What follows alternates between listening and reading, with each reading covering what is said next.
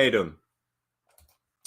Welcome back to the Monday Grind. If you've never been here before, this is basically me live streaming while I share updated stats for the 2020 season, talking some football, trade values, dynasty, stuff like that.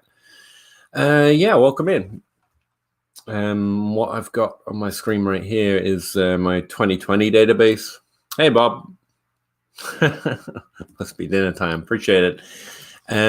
Which is just literally every stat I'm collecting for 2020 right now, to be later added to my broader database going back to 2000, stuff like that. I'm putting the link in the chat if anyone wants 2020 stats. So they are. So, what's up? How's it going? That's it. I'm done. Now, I've been looking at opportunity share, which is a stat I think Player Profiler calculates, but also Dave Lawson, FF Spaceman on Twitter, has been using to profile running backs in 2020. Who's a bell cow, who's not, that kind of thing. James Robinson being notably a bell cow. And it's something I talked about in my podcast this week as well. But if we adjust the thinking on it just a little bit, and instead of looking at running back opportunity specifically, just do positional opportunity, then opportunity score makes an interesting stat for wide receivers as well. And it's essentially the percentage of targets and attempts, but they're not getting many rushing attempts as wide receivers, obviously. But it's adjusting the targets for positional targets, so targets to wide receivers in this instance. And so I'm thinking that could be useful because I was trying to calculate what I did. I've got a dominator score by week for every player in the NFL, but dominator is notoriously, in my world at least, terrible stat because it includes touchdowns. I mean, as a random example, Tennessee in week 1. So take a look at it. This is kind of an example of what highlights it for me. If we go to Tennessee. All right. The person with the biggest dominator score in week 1 for Tennessee was Jonas Smith. And Jonas Smith gets a 32% dominator score because he had 1 receiving touchdown out of 2, which is 50% receiving touchdowns and 0.04% of receiving yards for the team. But that evens out to like a 32% dominator rating. So, yeah, Dominator has its flaw, essentially, because especially on a weekly basis, because it's using touchdowns, whereas Opportunity Share more uses touches, essentially. Especially I was interested to see how that went. And so looking at rookie wide receivers, weeks 1 to 14 now, through Opportunity Share, T. Higgins has the largest share of his of any rookie opportunity this year as a wide receiver, followed by Chase Claypool. Interesting enough, KJ Hamler. I think everyone knows that Darnell Mooney, you should know at this point, Darnell Mooney's sucking up a significant amount of the receiving work in Chicago. It's like a 20% dominator rating, or what's his target share? Over the last 3 weeks, it's about 14%. But overall, it's about 15%. But his opportunity scare in terms of the total opportunities for that team that he's been sucking up this season as a rookie is around 23%. But KJ Hamler's got 16.5%. It's just an interesting little ranking of rookies this season. Rago comes in below Gabriel Davis, for example, at 12% of the total receiving opportunity or total opportunity for the team. No, it's kind of interesting when you do it not just through running back targets for what Dave's calculating, but positional targets specifically. Cole Kmet, for example, is the only one like above a 6% opportunity share at tight end. Followed by Harrison Bryant and then Albert O, which is about how I'd rank them right now for rookie tight ends anyway. Running backs, we've talked about ad nauseum this year in terms of opportunity score. And again, I just kind of featured it on the podcast. So you should know, right? James Robinson has a historical level opportunity, like for any draft capital. I think he's got the highest opportunity share for any running back since 2009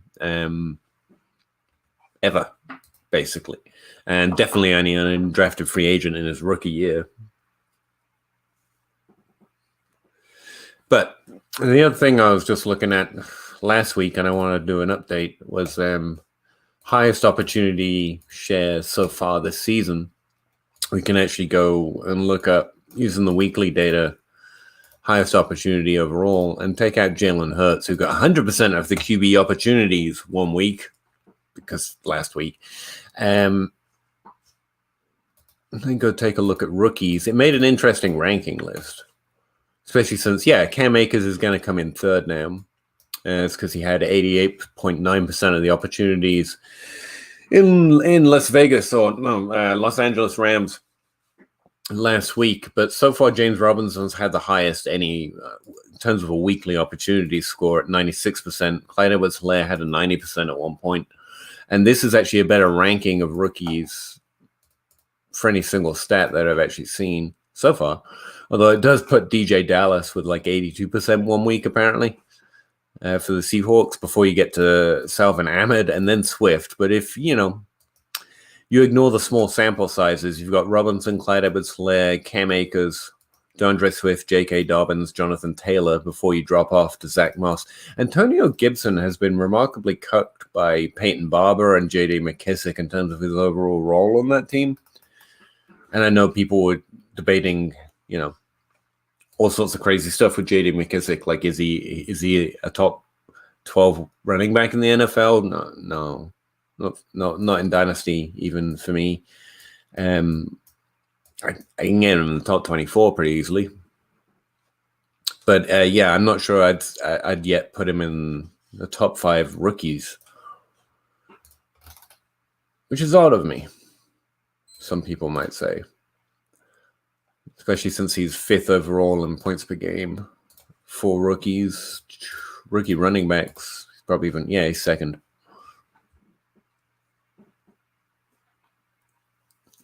But anyway, what's up? Puff and Bob going to lunch.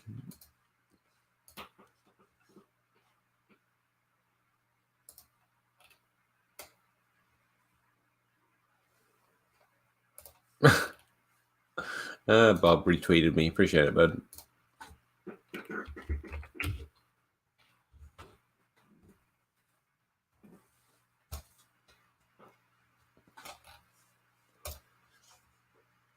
By the way, I love the fact you go by Bob. I would go by Bob if that was my name.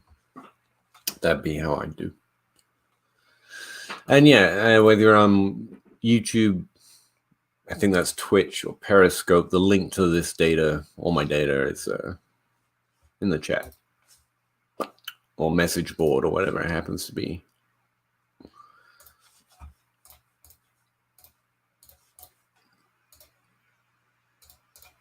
All right. Let's go see who underperformed last week. No, I want all of those.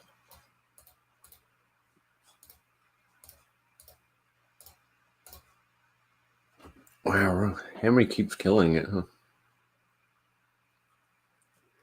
KJ Hamler turning up again. 17.9 fantasy points over expected in week 14. Is that right? Can't possibly have had that many points.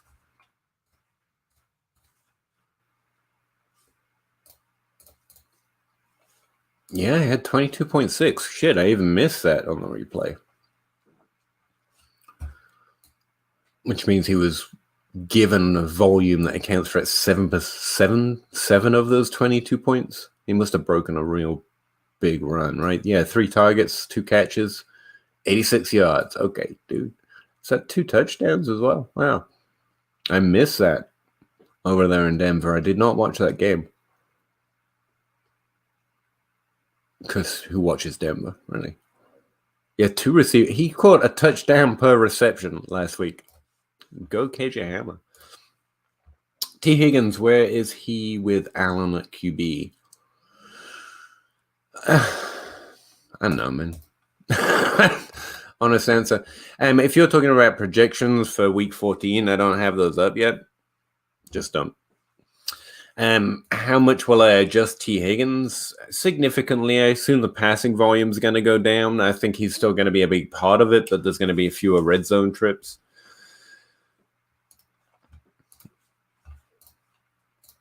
Just in general, instead of Burrow.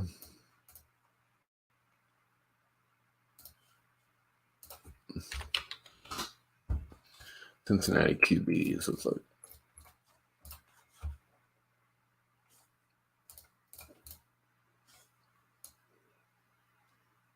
so you're specifically thinking of the last 3 weeks, right? Yeah, let's see. Allen thrown 28 times a game on average. Yeah. And Joe Burrow was throwing about 38 times a game. So yeah, that's going to limit everyone there. And Boyd sucks up the majority of the easy volume targets. Over the last 3 weeks, though, let's see. Rookie wide receivers. T. Higgins has sucked up about, or created, as I prefer, 22.3% of the target share. And that's specifically over the weeks where Allen's been playing.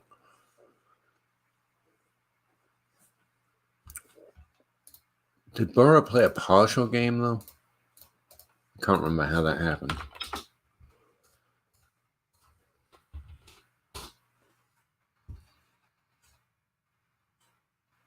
No, it looks like he played 3 full games.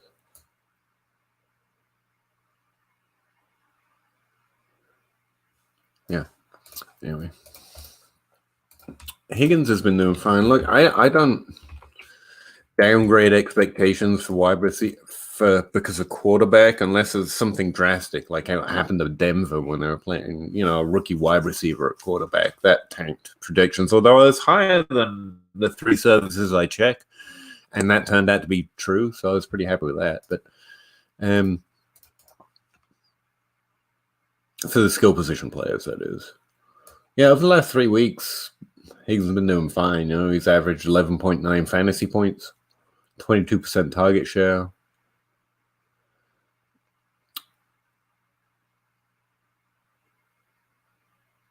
I'm looking for there it is. He's actually been killing it on yards per team pass attempt as well. 1.63. His seasonal average is below that, actually. 1.6, yeah. In the games where he's played majority of snaps, 1.77. So he's hurting a little, but not significantly enough. I don't think I downgrade him, if that's what you're worried about for the playoffs or whatever. Wide receivers can provide more of their own floor than a lot of positions, where it's such an isolated position. I mean, if you can't get the ball anywhere close to him, that hurts. But as long as it's getting within reasonable proximity, wide receivers can do something with nothing, which is not true most. Over the last 2 weeks, I had a similar story. I mean, those 3 weeks incorporate that.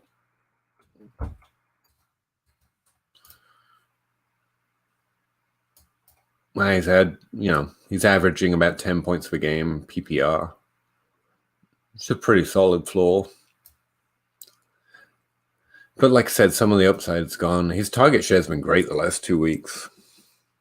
I guess if you were into splits and narratives about in the quarterback position, you could say that Allen prefers him, but I don't think that's it. Again, that's not how I view wide receiver production. I mean, if anything, worst quarterback just condenses it. But again, over the last 2 weeks, Boyd's been averaging 14.5%. I mean, there's a splits argument to make there about Allen preferring Higgins, but I wouldn't fall into it too much. His ceiling's decreased as long as Burrow's on the bench, on the IR, the COVID list, whatever it happens to be. Just because the team's going to not be as good. But he can provide more of his own floor than a tight end or a running back.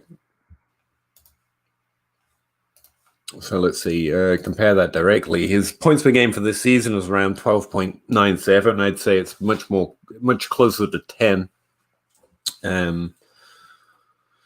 Bob, given the QB switch. And like I say, I don't have projections for next week up yet. I need tonight's game to run, and then I got to run my model on it and push it through the perspective filter of everyone that gets to comment on my projections before they get released. In terms of his overall opportunity, he's actually dropped recently, despite those volume numbers going up, and that speaks to the fact that the volume's just worth less, because that opportunity change is expected points. And so he's getting higher volume and lower expected points. That's kind of what I'm talking about. Sorry, you can't see what I'm looking at very well here.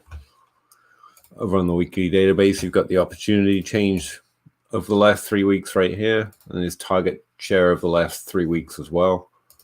So you can see there's been an increase in his target share compared to his seasonal target share, but you can see that his expected points has actually dropped by a point minus 0.14 or whatever.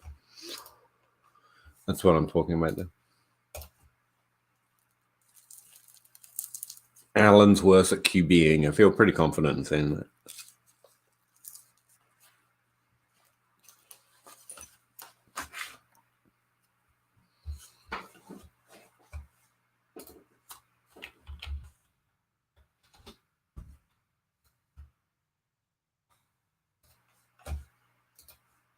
I can delete that.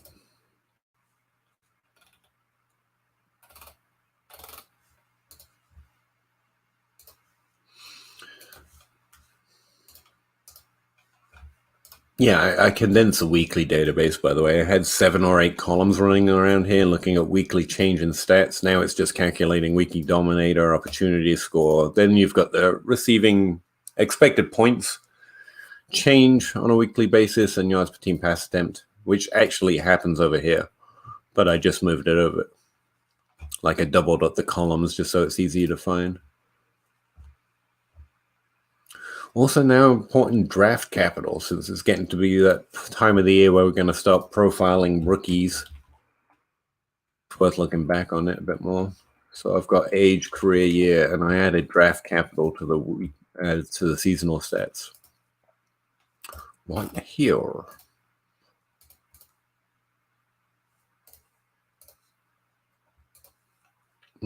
Why are so many of these formats off? It's annoying. It's really weird how Henry Ruggs and Jerry Jeudy, being the highest drafted players, aren't the best players. You know?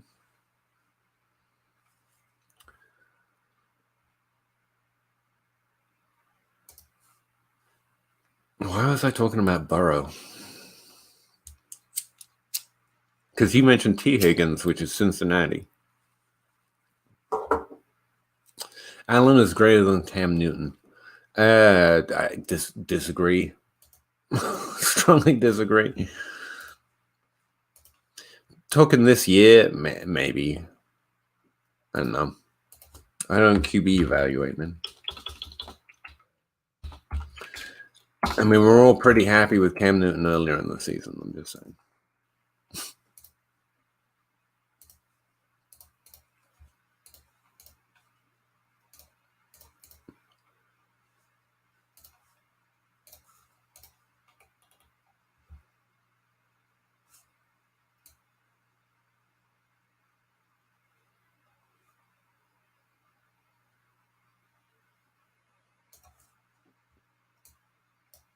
$16 pass attempts last week, Cam. Come on now. I mean, no wonder N'Keal Harry's struggling. You know what I mean? I mean, Jacoby Myers was able to do it with Cam Newton, but it's probably Cam Newton. I'm changing my tune. No, I mean, I think Cam's a good quarterback. He's got his limitations, but so does Josh Allen, right?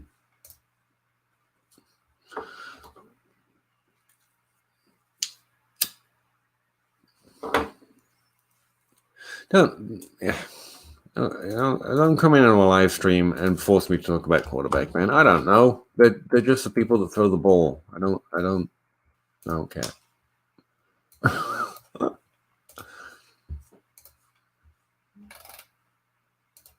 Oh, where was I? That was it.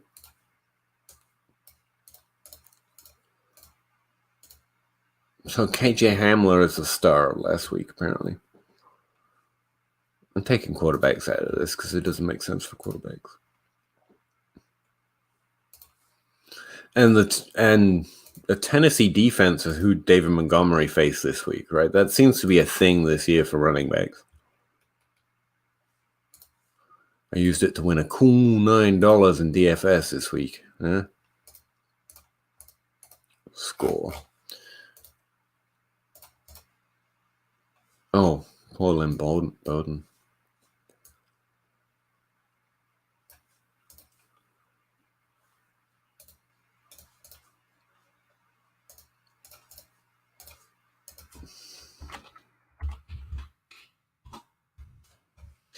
I mean, yeah, he got 15 fantasy. Lynn Bowden, I'm talking about now.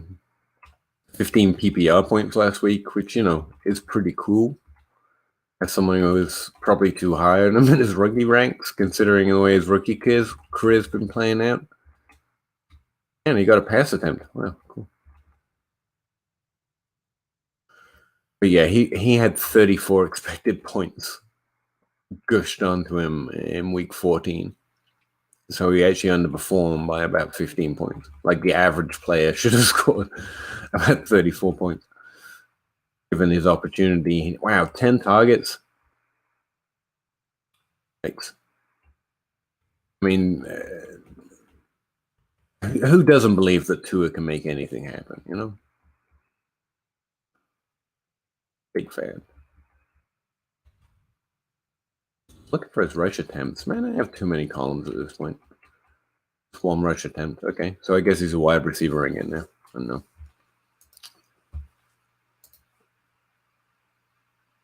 Are we ready to put LaVisca to Chenault train to bed, by the way, yet?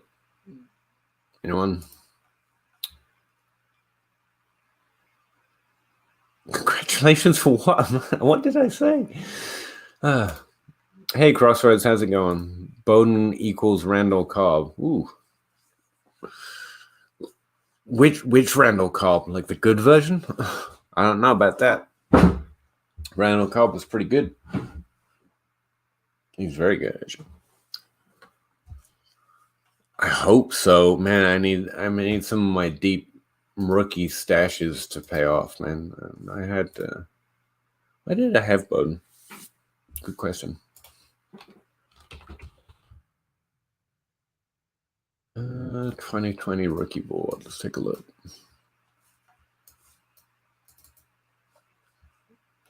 I got the draft board just wrong. I got in my own head over it, but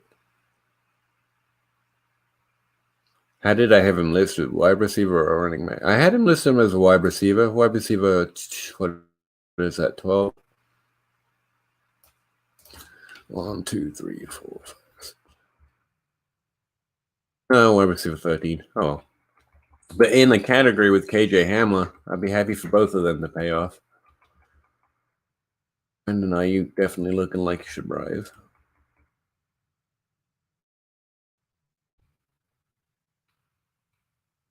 I did pretty well.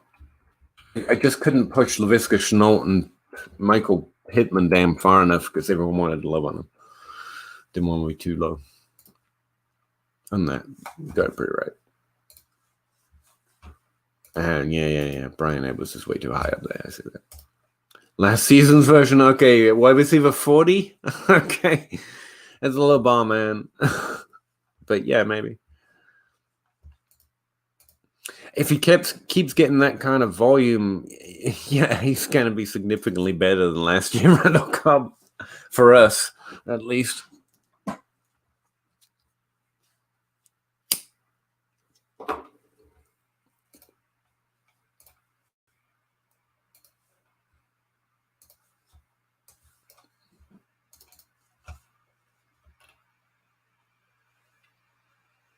Yeah, I haven't updated anything for next week yet. I was just looking at the start-sit stuff.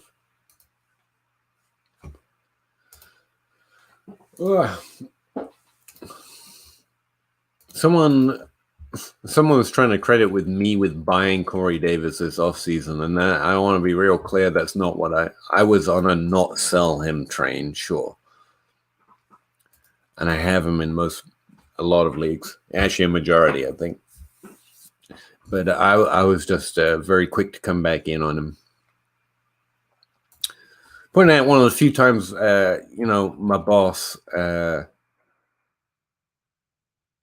from DLF comes in, Ryan McDowell comes in just to remind everyone, someone's trying to give me credit for Corey Davis, and he comes in to point out that it shouldn't be me, it should be Russell J. Clay. It's nice.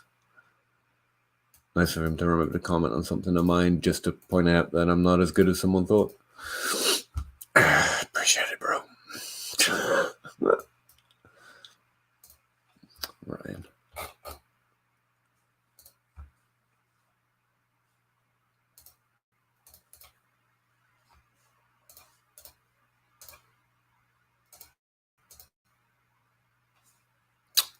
All that misformatting. Damn Excel. No, you're fine, man. I enjoyed someone trying to give me credit. I talked about Corey Davis specifically with Jacob Rickroad, someone else who was right about Corey Davis this offseason, before the season started. And I noted my excitement for the possibility and that he broke out in some ways in his year 2, and that I was not selling him on any roster. But in terms of investing and drafting and trading for him, that credit should probably go to other people. I'm happy to take it. I'm happy to take any wins I can.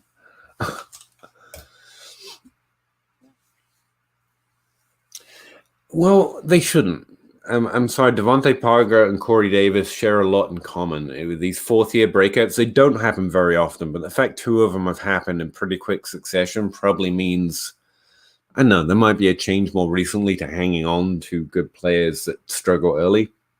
But both of them had very high production profiles. Both of them broke out in early age in college, and their teams continued to believe in them even when the results weren't there. So N'Keal Harry could fit that mold. That's what I'd say about N'Keal Harry. I still think Cortland Sutton might fit the Corey Davis mold a little better because he was incredibly productive last year and then has a down year this year, which, we could equate to Jerry Jeudy, but we should probably equate to, injuries. But that's basically what happened to Corey Davis with A.J. Brown coming in. And now Corey Davis comes back and, kicks butt, and I think that story better fits maybe a Cortland Sutton. But hat tip, Spaceman, how you doing? Nice to see you, man. Yeah. And to be fair, it's not a bad idea to sell wide receivers that disappoint in year 1, because their value holds, and most of them that disappoint in year 1 don't bounce back. So on average, I get it, but those trades were a little silly, especially since Corey Davis specifically had a good year in year 2. And if you were still holding them at that point, you may as well just see what year 4 has to roll out for you. You couldn't get anything that remotely resembled a decent bet, Someone on that RotoWire podcast, Nader was asking me if I would trade Odell Beckham for a second-round pick, and I was like, no. Even if Odell Beckham never comes back to what he was, the upside of a second-round pick isn't Antonio Gibson. 9 times out of 10, it's who else did we have in the second round? It's no one, It's Kalen Ballage. So you just hang on to the player who's been that good at that point, for me at least. Hey, Spaceman and Crossover talking. Dream come true. You like the pod? Appreciate it. I tried to get a little fiery on it. I enjoyed it. It was remarkable. It just struck me on Twitter specifically. Every time you mention him at all, they say draft capital, which is true. But what are you saying? by that, because you can't compare what he's doing right now to any undrafted free agent apart from the ones who have had multiple top 12 seasons. So why are we worried about his draft capital so much? Should you be worried about it? Yeah, a little bit. But if he's significantly cheaper than those other guys, I think that's too far. Now, based on that poll, I don't think he is. Most people were 50 or 50 on which one was more or less, but no one said, they were a first apart. Mostly it was even or a second. And that's the information I took away. Now, this offseason, it might change, absent making the heart grow draft snobby. This offseason, people might start fading on James Robinson a little bit more. But until then, I just want the cheapest one, which now can't be Jonathan Taylor because he had a good game, and he can't be Cam Akers because he had a game before that. So I guess it's Swift. Or maybe J.K. Dobbins. I mean, that's the dynasty answer there. They were all in a pretty similar category, using different evaluation techniques to show their potential upside and their current levels of production. So the answer is the cheapest one, just without any other context, one for one. It's whichever's cheapest. That's Dynasty's tic-tac-toe answer.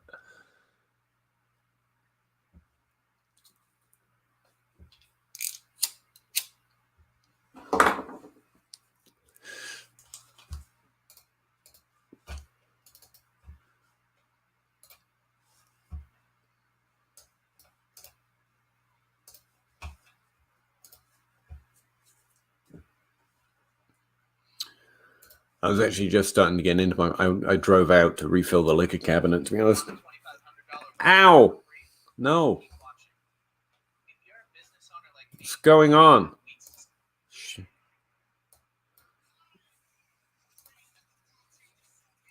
Why do people do ads?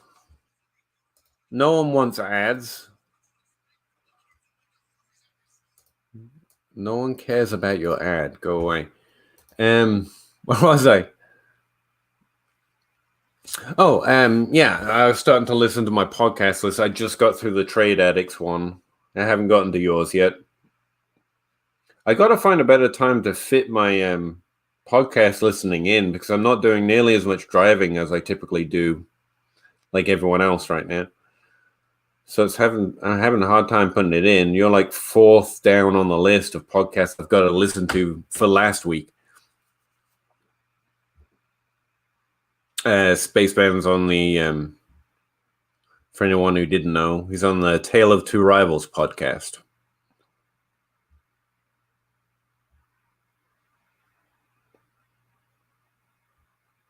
It's fun when you can take ones that you are on off the list. Don't have to listen to that. I was there.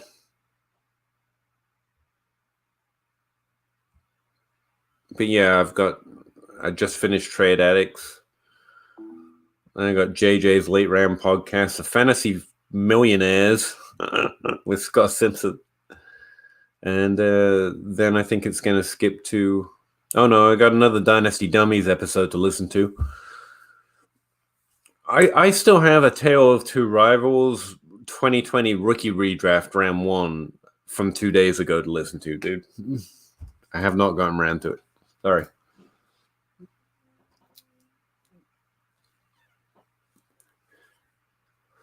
Yeah, but you see, the thing is that worked. Spaceman saying I left the pod thinking about CEH and how much we waited him being picked at the end of the first round. Like, were those 6 or 7 slots that impactful? Well, yes, because you haven't wanted to start any of them apart from James Robinson, who no one had up there. Yeah, no one had up there for this season until the last few weeks when it was difficult to start him because you hadn't seen it yet. Clyde Edwards-Helaire has been a start every week. That's important.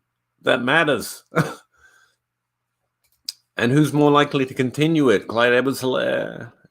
Just because he's not what Jonathan Taylor or Cam Akers or could be, or what James Robinson is, doesn't mean that the chance of him being productive and being startable every week at running back isn't valuable, you know?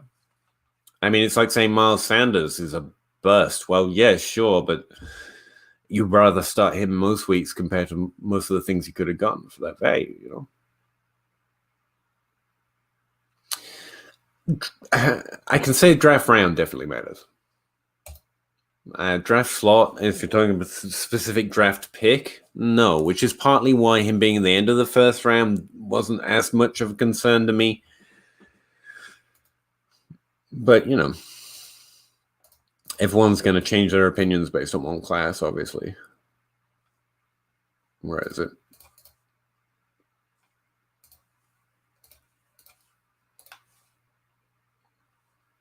I mean, but the thing is, if it wasn't that big a deal, then why isn't Swift better than Akers and Jonathan Taylor, who Swift was only 3 picks below Clyde-Edwards-Helaire? The round matters, and the matters not just because of the investment or the salary, because it's intention of the team.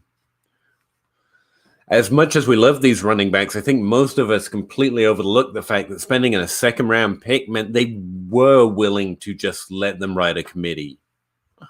They weren't as in love with these running backs as we were for 3 years of Devi content telling us we should be.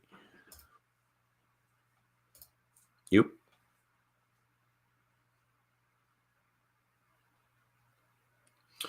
I was talking NFL draft round. I couldn't care less what people do in their fantasy drafts in terms of affecting my opinion on a player. Their value, maybe. Yeah, and he looks good. He's going to be good. But a second-round pick also means that teams can just... They're not focused on it. That's why it continues to matter. Whereas Clyde-Edwards-Helaire, and to be fair, I think he's been struggling increasingly to get opportunity, right? Where's Clyde?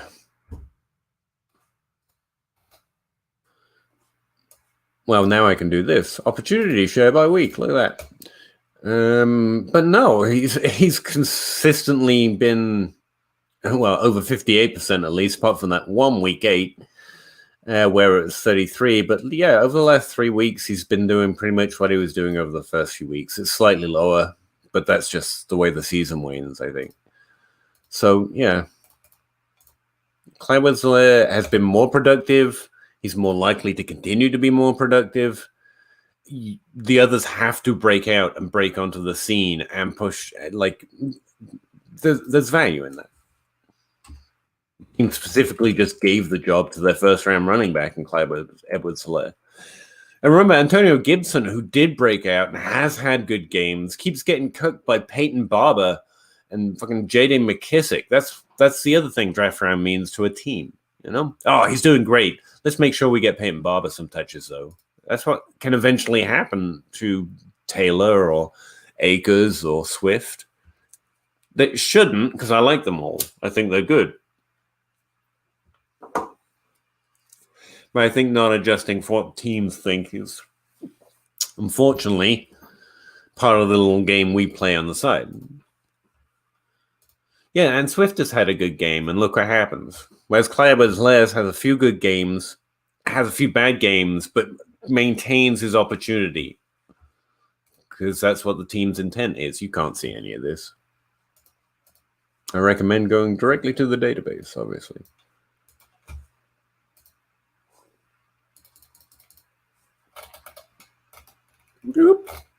Whereas Swift, speaking of,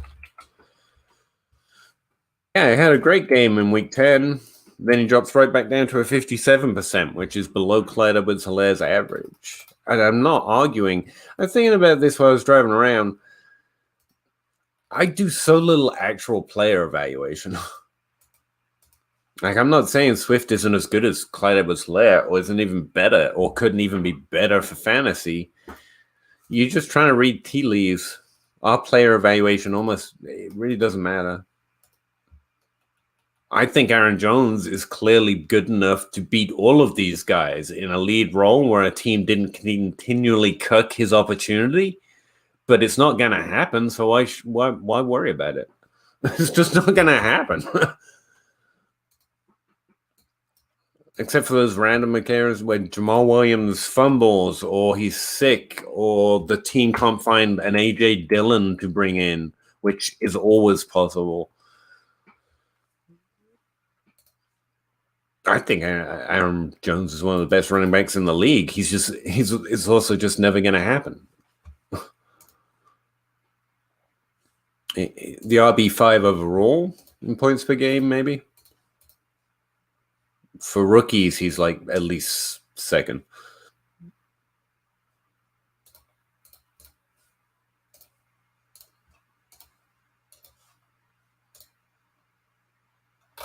Well, I've got Christian McCaffrey in my sample, so it's probably a little unfair.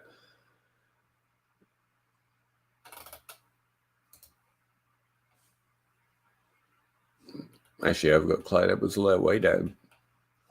Points per game, I've got him at like 13, which puts him 21st. Talking about rookies. Yeah, that makes him 5th. Okay, I see what you're saying. Yeah, but per game, we want to talk about startable games or games that were not, weak killers with those running backs in your starting slot. You could start Clyde Edwards-Helaire most weeks fairly confidently, whether it worked out or it didn't. Swift, we've got 3, 4, and they were intermittent, and only recently. Yeah, Swift's got such a good receiving floor. Here we go. Cam Akers. Last 3 games have been pretty good. Every week before that, nah, bro. Clyde Edwards-Helaire, he scored 19 points his first week, 13 his second, 18 his week after that, then 12, then 11, then 20, then 13. Then you had a bad game or an unstartable game, even though we would have started him at 6. Then back to 12, 20, then a bad game, 4. But look at any running back production any year, but specifically this year. Those are great numbers. You're really happy if you're getting that from your running back spot this year.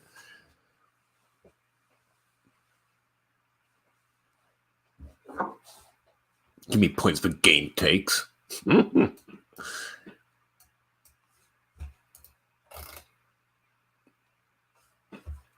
God, I hate this guy. Not you, the song I'm listening to. Guy's never stepped foot in the country.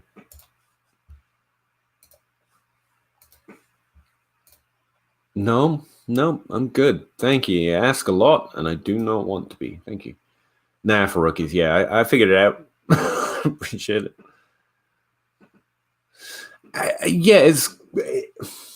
It's sticky year to year, but to me, that essentially is talking about who has a floor or a likelihood of continuing to be productive for fantasy, right?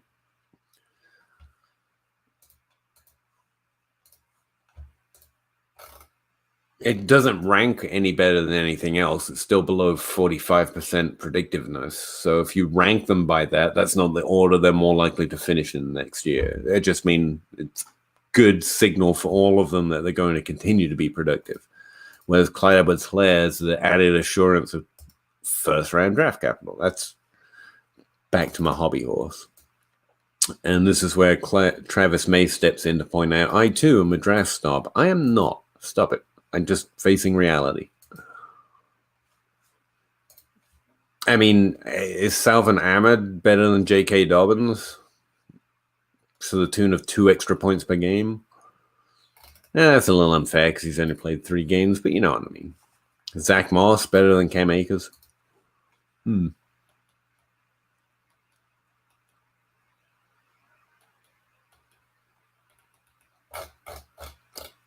It's fine to point out, but it doesn't mean you should re-rank them. To me, running back purely comes down to opportunity. That's what's as sticky and as predictive and a better idea of who's going to be productive again. So opportunity share, like you yourself track, or just, dominator rating, I guess. No, opportunity share's the only one I've got in here, which puts it James Robinson, Clyde Edwards-Helaire, Jonathan Taylor. Antonio Gibson, to be fair, comes up 4th there, followed by Dobbins. Wait, didn't I say that Cam Akers had jumped there? Oh, no, that's highest opportunity share, sorry. Yeah, I'm actually kind of liking just looking at the highlights right now. So you look at the highest opportunity share they've gotten this season as rookies and consider that. Except put Akers at 3rd, which seems a lot fairer.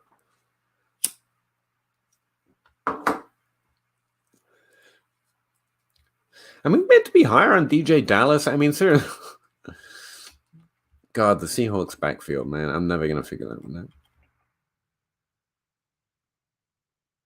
Minimum game sample in here so we can get rid of Salvon Ahmed.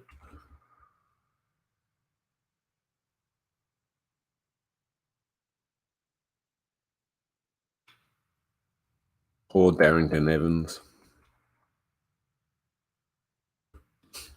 I had hopes, you know?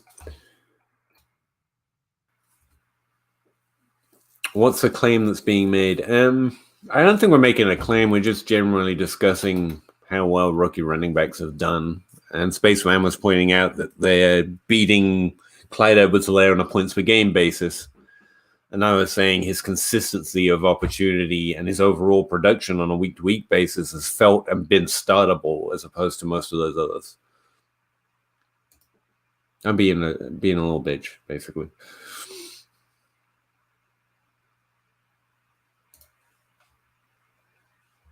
Yeah. There are a ton of okay, fine rookie RBs. Is probably the closest we could say. I do think they have more potential than that, but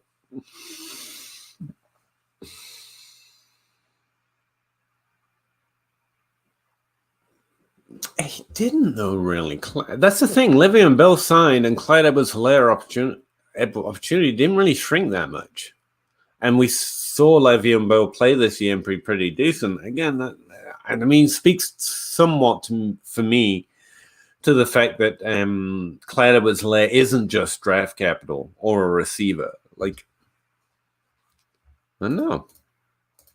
The team itself, I mean, let's be real here. The team is producing in a really weird way. I would hesitate to call it sustainable.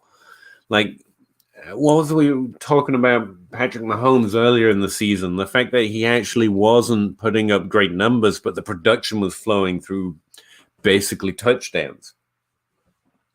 Like last night, the team looked horrid.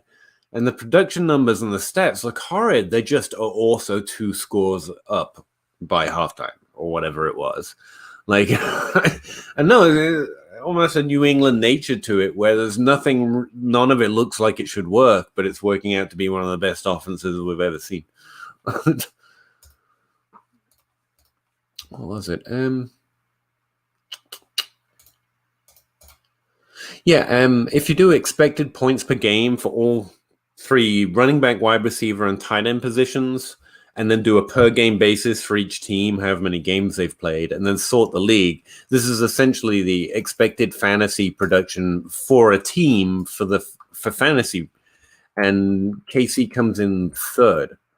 Like, technically, Dallas and Pittsburgh are producing a high level of fantasy expectation.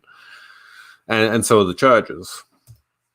Which you'd expect it to be, not that. You'd expect KC to ride the top, I mean, it's even more grim tale at wide receiver, whereas despite huge Tyreek Hill games, they rank, middle of the pack at expected points for wide receiver.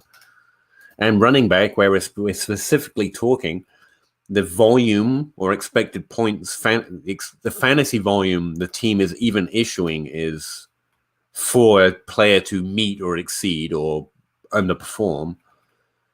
Where does that rank? Wow, it's pretty low. I can't even find them. 21st in the league. That's the amount of volume they're giving to the position as a whole. And Clyde Edwards-Helaire has been pretty fantasy okay on that. And Le'Veon Bell, let's see, when did he join? Like, I really was worried that would... And Clyde dropped, but I don't think it's as a direct result of Bell. And why do other analysts hate things? I don't know. I'm assuming they'd tell you. Since that's what we do, we explain why we hate things. Let's see. He joined KC in week 7. His opportunity did grow. Like, he had 26%, then 33, 29, 27, 36. He did have a whole lot of the work in week 13, but it dropped back down in week 14. Obviously, it's a thing, but it hasn't overly affected the amount of work that Clyde Edwards-Helaire is getting. Weirdly, because when we look at Clyde, it's like he's sucking it up from the other running backs or something. Like, he's averaged 63% opportunity share of the last, 4 weeks? And of the first 4 weeks, he averaged 74. So it's marginally lower, but it's still... I don't know, what's your limit on what to call a bell cow? Or you have different thresholds for opportunity, don't you, Spaceman? And what term you put on that? That's not bell cow level, but it's, starter level or whatever it is.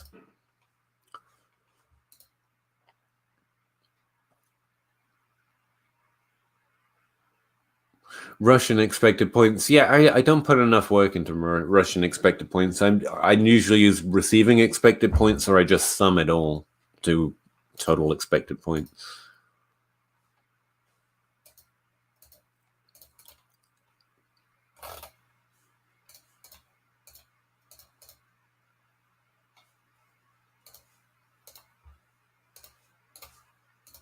I mean, let me see. To that point, is Clyde exceeding? Oh, no, he's not, actually. He's being given about 14 expected points per game, and he's underperforming that slightly. Okay, forget that. I thought I had an argument going. Myles Gaskin, baby. That has been one of the most enjoyable seasons in 2020. 16 expected points per game. That's just below Derrick Henry.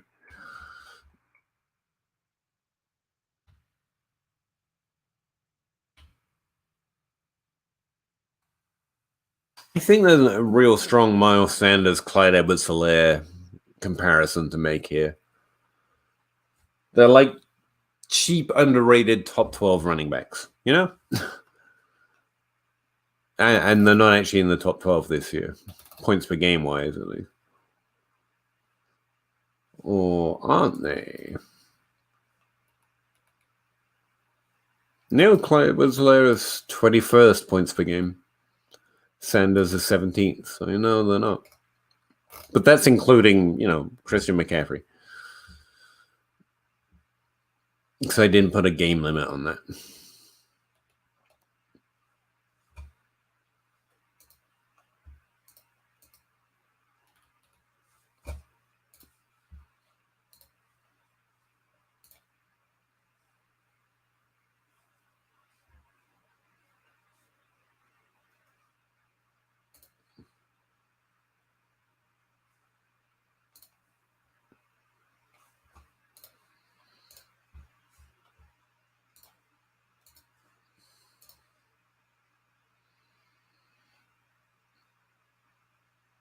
Well, yeah, okay. Well, that would mean Clyde Edwards-Helaire was a bell cow week 1 to 4 and not the last 4 weeks, to be fair. It pushes them below that threshold.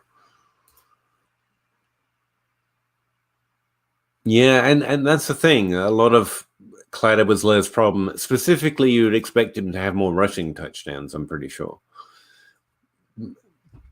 Maybe he's just struggling in that area. Is that because he's a rookie, or KC is putting up minimal rushing opportunities into the red zone? I'm not sure. I haven't profiled that recently. Clyde Edwards-Helaire, Melvin Gordon. I'm assuming that's MG. I don't know. Melvin Gordon, in my head, at least fits in his heyday the profile of more of a rusher than a receiver, whereas Clyde Edwards-Helaire kind of leans the other way for me. He didn't run a 4.6, though. That is true. Hey, Philly. Gaskin. Oh, sorry. Okay, yeah. Gaskin's pretty awesome. You got him for free off the waiver wire, people. This is the one we should be celebrating. I know he's been injured and he was going to play this week, and I was really looking forward to it, and now he's injured again, so that kind of sucks. But, yeah. I've really enjoyed Myles Gaskin's 2020, put it mildly. Hasn't played since week 13. Missed weeks 9 to 12. That's rough.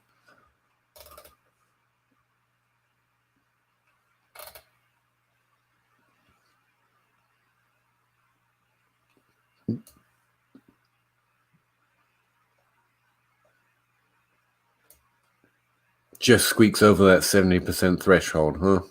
Over the last 4 weeks.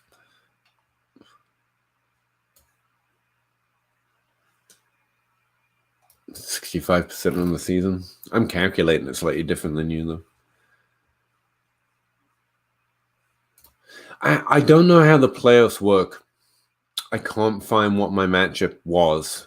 And honestly, I doubt I did, because if this week was live, my team sucked. And I ended up starting Brandon Cooks by accident. But I checked, and it just has me listed as on bye. So I was like, all right. But I set a lineup and did it badly because I had Cooks in there. But I don't know. I don't think I'm going to advance. I don't know what's going on. I've got like 105 points with a couple of players left to go. I can't imagine that's a passing grade.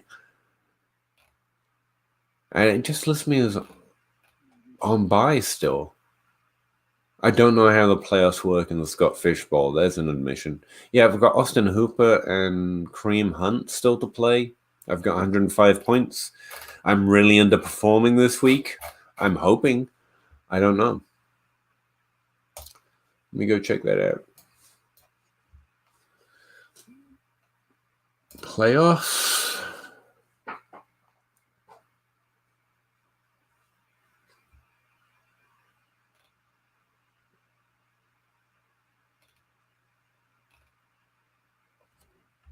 I don't know how this is.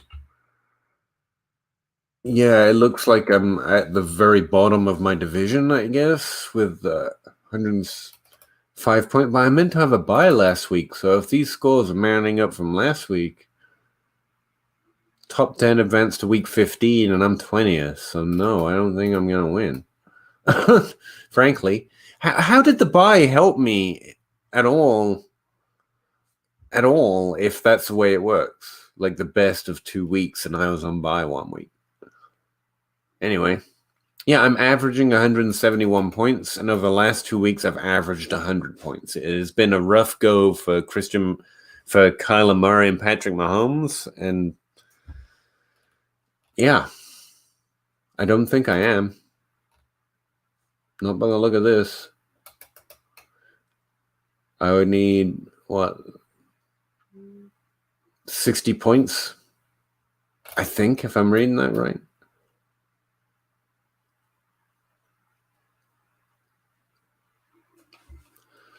And I am not doing that. Like I said, my players just have not turned up for 2 straight weeks. Sad, man.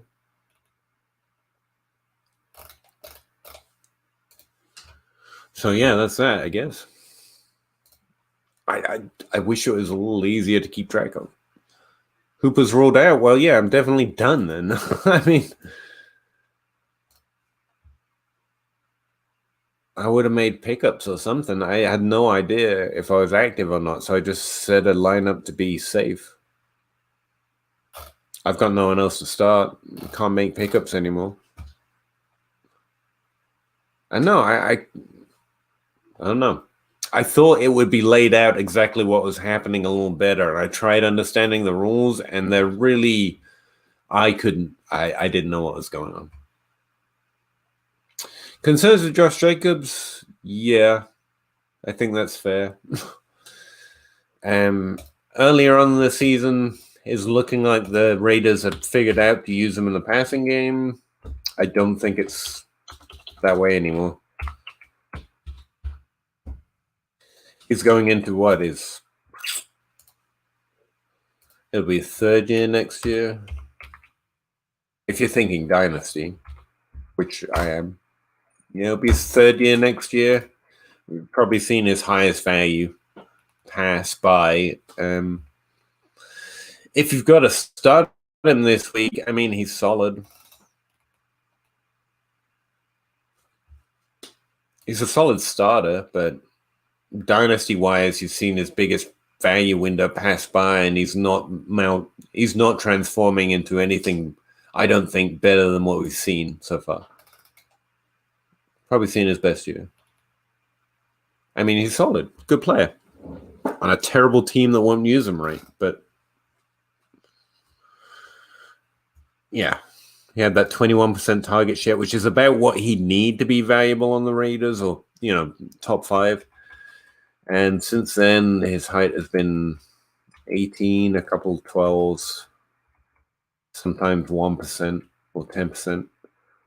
Yeah, it's been rough.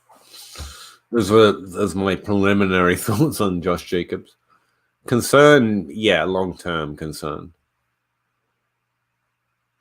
Okay.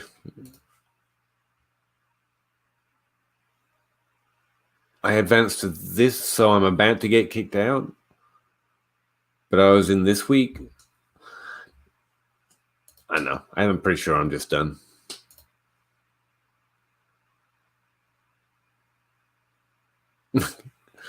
I think, if I'm reading it right at this point, I need 55 points from Kareem Hunt. So, puncher's chance. But no, this has not been good for me these last 2 weeks. Like, literally all of my players, I was averaging 171 points. Of the last 2 weeks, I have barely cracked 100.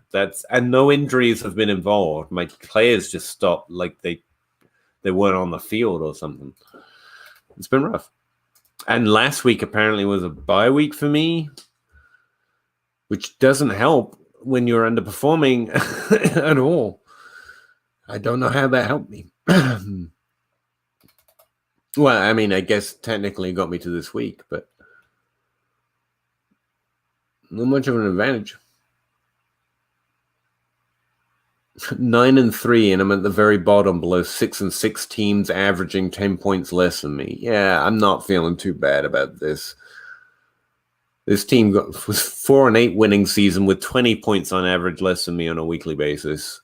Yeah, I playoffs are just trash. Let's face it. This doesn't feel right. But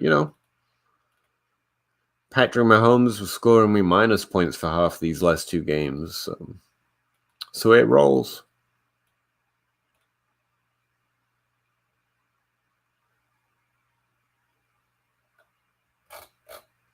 Whatever.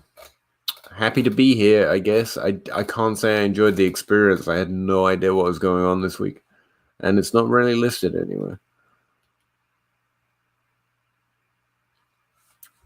I'd like to think I would have taken Brandon Cooks out and started MVS, Yeah, that helps. I had the opposite. My teams didn't go off so much as go to sleep.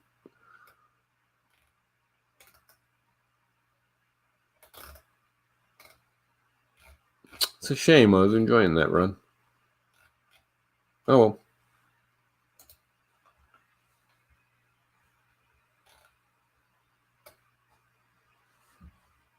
Yeah, I started Brandon Cooks for sure. Oh well.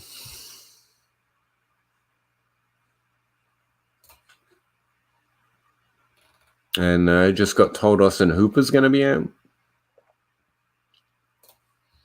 Rough.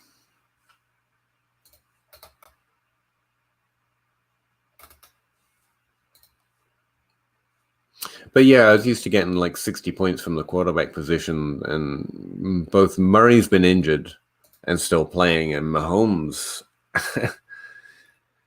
he's kind of been fantasy trash the last 2 weeks, guys.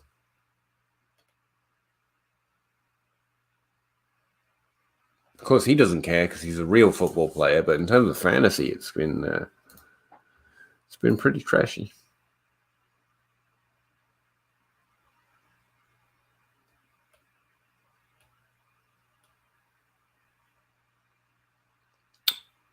Oh.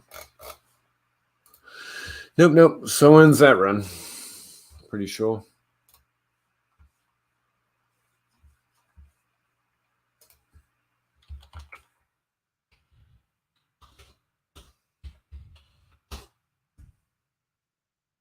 I wish I brought a drink there. I thought I did. I'm thirsty now, and I got none.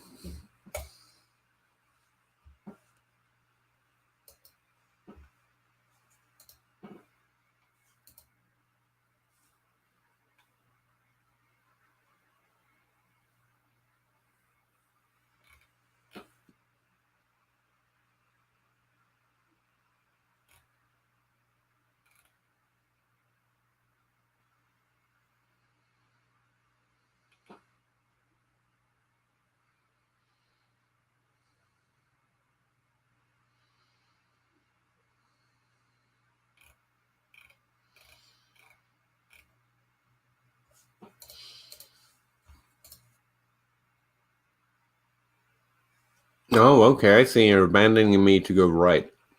I'm very offended. Good luck with it, man. No problem, dude. Appreciate you checking it out. Hat tip.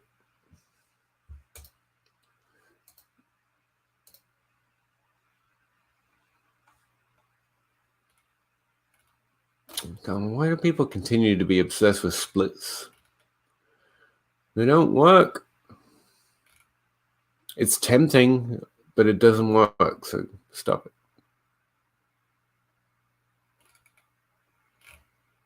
I'm just looking at Keenan Allen splits. He's not good because Austin Eckler's on the field. Come on now.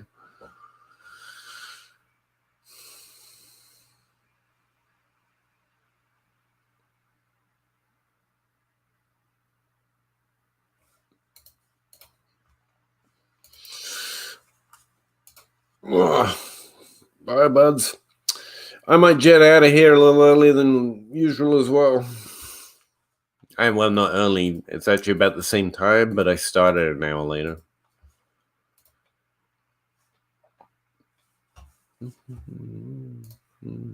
Unless anyone's got any questions in particular.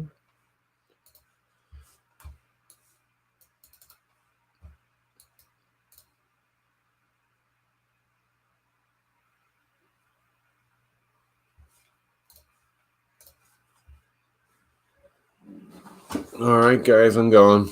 I'm too thirsty. I gotta go get something to drink. Yeah, Philly, my projections, my weekly projections, also my seasonal predictions will get put up on Player Profiler. They're also on Patreon, my Patreon. But yeah, that's who pays me for them, so that's where they go.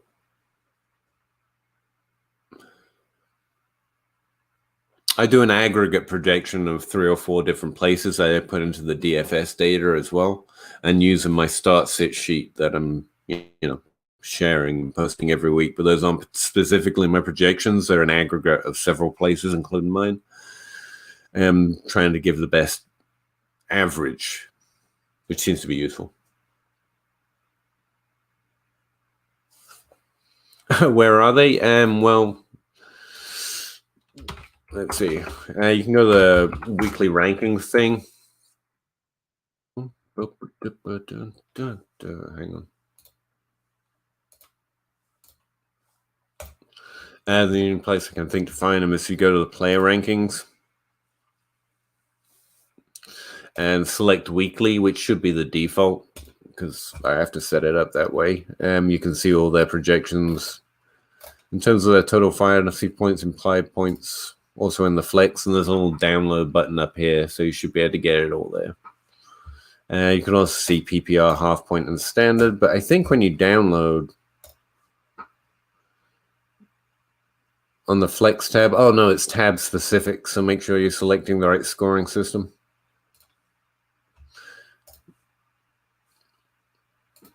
Is there anywhere the projections are listed on themselves? Well, they're going to be in the lineup Genius as well, because my projections are what they're using for that.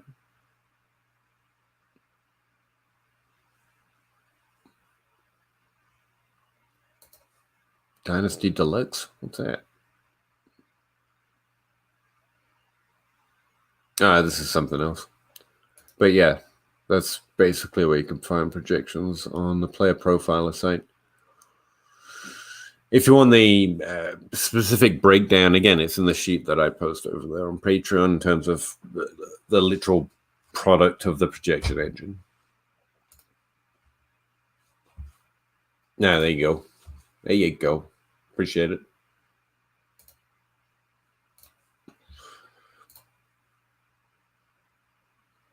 Man, I'm sorry you ended up with Hayden Hurst on your roster. That's where he is at this point. Tell you what, the answer to every dynasty question is at what value. So let me try not to do that to you. Let's see what his value is.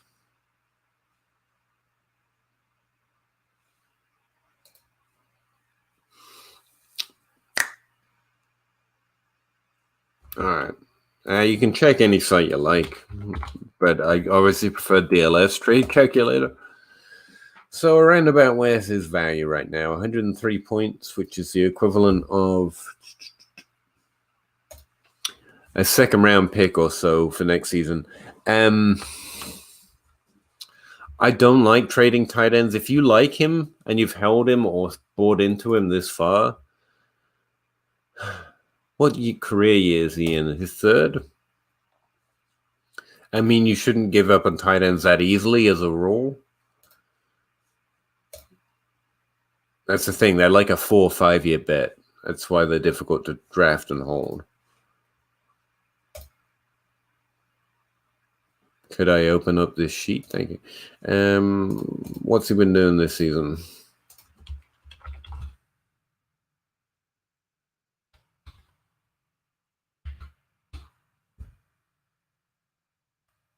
Oh, he's not a running back. That's why.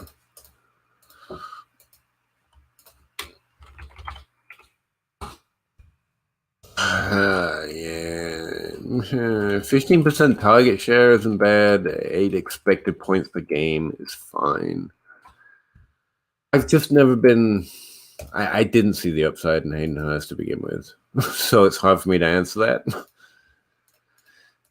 I would definitely trade him for a second round pick, but like I just said about Odell Beckham, like second round picks aren't worth much, but it's worth the liquid asset to me over someone like Hayden Hurst. I mean, he's actually having an okay season, all right, to put it, 8 points per game, playing 13 games. He's not been terrible this year. I just don't, he's not the player I would hold on to hoping to see an even better season in the future. So I would trade. Second round value is fine, especially for a tight end. Honestly, most tight ends sell or trade for a second round pick. So yeah, I personally would have him in a sell category at a second round value because there's very few tight ends you can get first round picks for.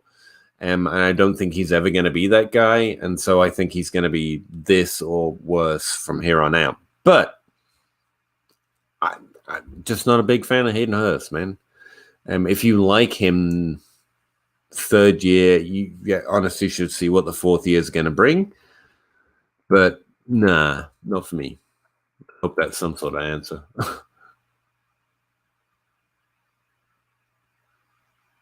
Okay, sorry, man. Yeah, DM me. I'll just send them to you. It's fine.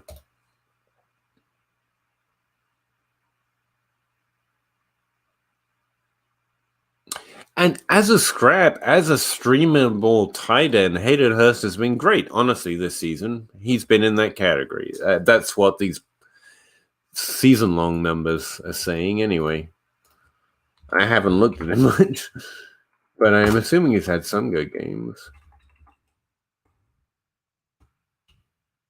Yeah, man, he's had an 18-point game, a 9-point game, 15, 12, 10, 13, 8, and then trashed the last 2 weeks. But, I mean, that's a really good rookie. That's a really good tight end season, or that's what that looks like. But, and I'll be honest, that's probably more impressive than I thought Hurts would ever do. So, in Dynasty, he's a hold or a sell for a second round pick, or as a piece to get a better player, which I'd always be willing to do. Yeah, and it's not because he's 27. I know that's fairly old for a third-year player. I don't tilt over age for tight end or in general. It's just, I don't know, I don't see the upside in Hurst. As for starting him, yeah, he's definitely startable. I'd play matchups as you would with any streamable tight end. That's where he's at. Okay, yeah, I think that's why I've got such a bugaboo about him. People thought he was going to step into some sort of Austin Hooper vacated role. Just doesn't work that way. I would say he's better than I thought he was, given what he's been able to do. I just don't see that top 3 upside for Hayden Hurst, which is the only value that really we're hoping a tight end hits to provide a difference. Really, top 2 tight ends. So I'm always willing to trade out a second round value for a tight end, to be honest. Vacated target tight ends. Vacated tight ends works just fine. They were going ahead of Hawkinson Fant, who were two of the easier bets to hit, and at least one of them's doing it, yes. But again, to be just not so I'm not purely victory lapping, this season by Hayden Hurst has been good. That's been decent. It's just he's not Austin Hooper, okay? And that we knew, chaps. And we also knew to invest in Hawkinson and Fant, which I think has largely have paid off this year. Let's points per game in. Let's see, Hawkinson's still in the top 5, which is great for a second year. He's broken out, second year breakout. Not that it feels great because it's tight end, but 12 points per game. It's been significant.